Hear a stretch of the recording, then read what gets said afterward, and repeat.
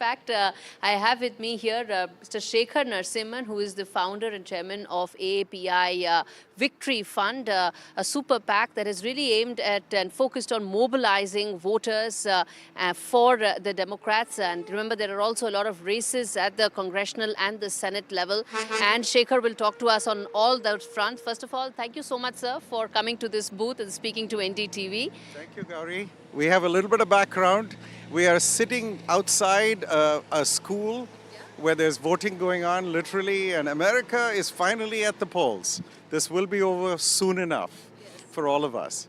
And you've been tracking these elections very closely the last couple of months. Your team has been focused on the candidates. Talk to us first about the candidates that AAPI Victory Fund is looking at closely, the races there, and then we come back to the big picture.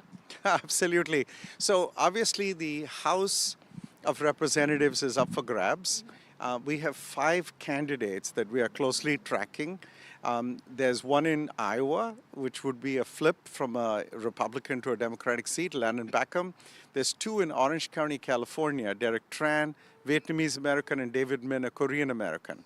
And then there is an Indian American, Amish Shah, in Arizona. Good chance to flip a seat from red to blue. What does that mean?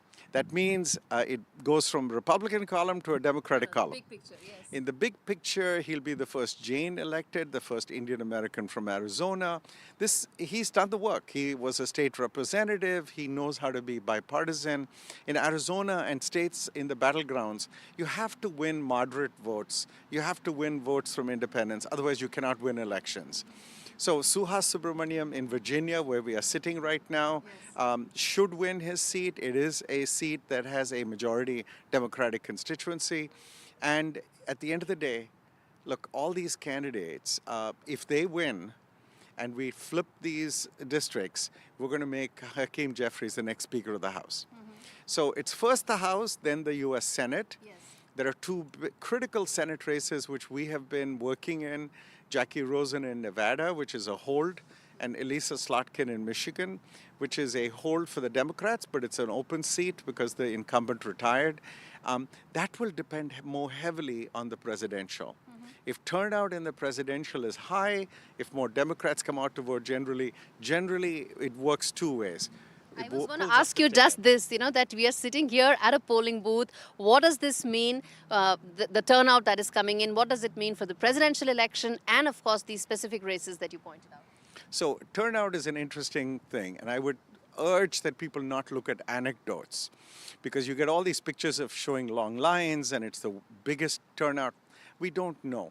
One precinct can have a Republican majority, turnout can be high, and it can vote for a Democrat, and vice versa. So turnout just because of lines isn't the issue, but here's the facts. Of the roughly 225 million Americans eligible to vote, 80 million have already voted. They voted early, they voted through mail. So that means realistically we should get another 80 million who vote. So that could be 160 million voters. Last time, 2020, where it was almost all mail balloting because of COVID, we had 151. So this could be the largest turnout in American history. Generally, Gauri, it favors Democrats.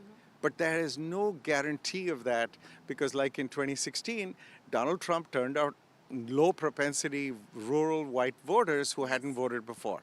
So we're not taking anything for granted. We have 1.1 million volunteers and staff in the field. By the way, just in the 7 battleground states. Just in the 7 battlegrounds. Very quickly, I have to hand it back to Vishnu in the studio to continue the conversation. Very quickly, sir, I want to ask you, it's still about a couple of hours that, polling has started. You've been talking to your volunteers, your organization. What are they telling in terms of getting your voters out to vote? Michigan, heavy turnout. They're calling everybody who submitted and received an absentee ballot, has not yet sent it, and saying, what happened? You can still fill it out and bring it in and drop it in the mailbox, in the poll box. Don't hesitate to come out right now. Do you need a ride to come out? So we're working Michigan and Georgia, and we are seeing a heavy surge in the Indian American turnout. Wow, bottom line, I think Indian Americans are going to turn out, and I think 70% are going to vote for Kamala Harris.